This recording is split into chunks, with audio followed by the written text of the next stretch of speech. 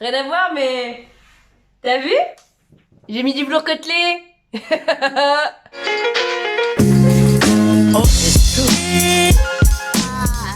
Hey! Salut les petits foodeurs! Aujourd'hui, qu'est-ce qu'on va voir?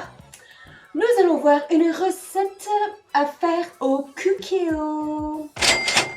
Et qu'est-ce qu'on va faire au cookie-o? On va faire une recette sucrée, une recette pour le goûter, à partager avec les enfants, à faire en famille. On va faire quelque chose qui sort un petit peu du commun. On va faire un cookie géant! Alors, pour ça, nous aurons besoin de 50 g de beurre, un œuf, 150 g de farine. Moi j'ai mis un mix farine de noix de coco et farine de blé, 100 g de sucre, 150 g de chocolat noir découpé grossièrement pour faire des grosses pépites et de la levure chimique. Alors pour commencer, on va mélanger tout ça. Why? Alors vous mettez ça dans l'ordre que vous voulez, mais moi je vais commencer par le sucre. Je vais mettre le sucre là-dedans, puis je vais déjà mélanger avec l'œuf. Hop.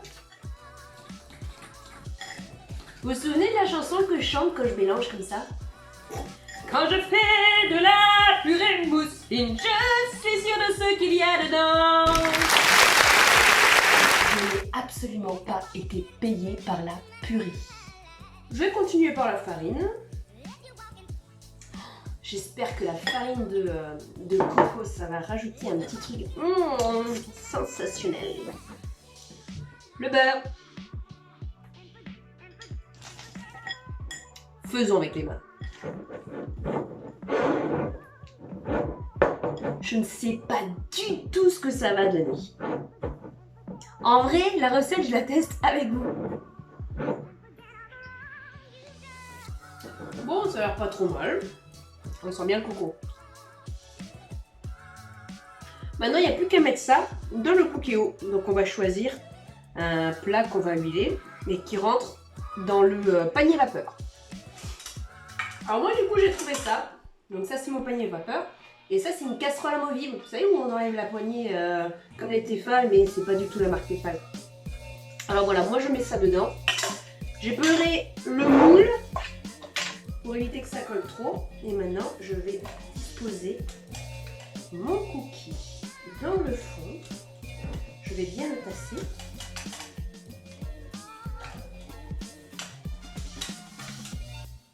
Et voilà, mon cookie dans le fond de ma casserole. J'ai plus qu'à le filmer. Wow! C'est filmé! Vous avez vu les effets spéciaux? Et maintenant, je vais le mettre dans le cookie-o avec 300 ml d'eau dans le fond. Et je vais le lancer en cuisson sous pression pendant 40 minutes. Voyons voir ce que ça donne à la fin. C'est prêt! Alors, voilà ce que ça donne.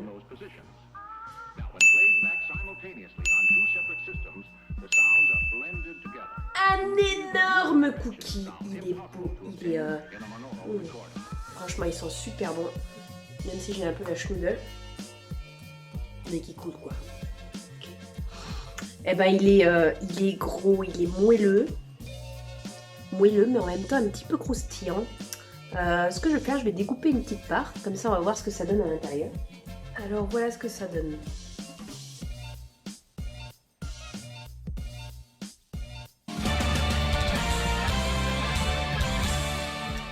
Il est super épais, il est super bon. Je posais le couteau. Et je vais prendre un autre bout que j'ai cassé, qui est juste pas très joli. Et voilà, ça fait vraiment des... c'est trop bon. Je vous conseille pas de le manger en une fois.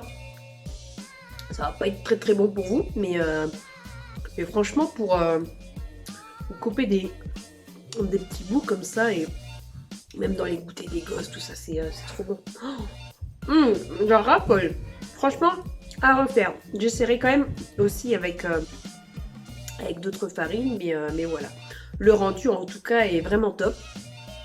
Un énorme cookie à couper, à séparer. On peut, même quand vous avez des invités, hein, vous présentez ça, et puis on coupe des bouts, les gens ils peuvent prendre comme ça avec leurs doigts. On s'en balèque. Ce qui compte, c'est le résultat et c'est que ce soit trop bon. Alors voilà, moi je trouve que c'était une réussite. Je vous propose de le faire.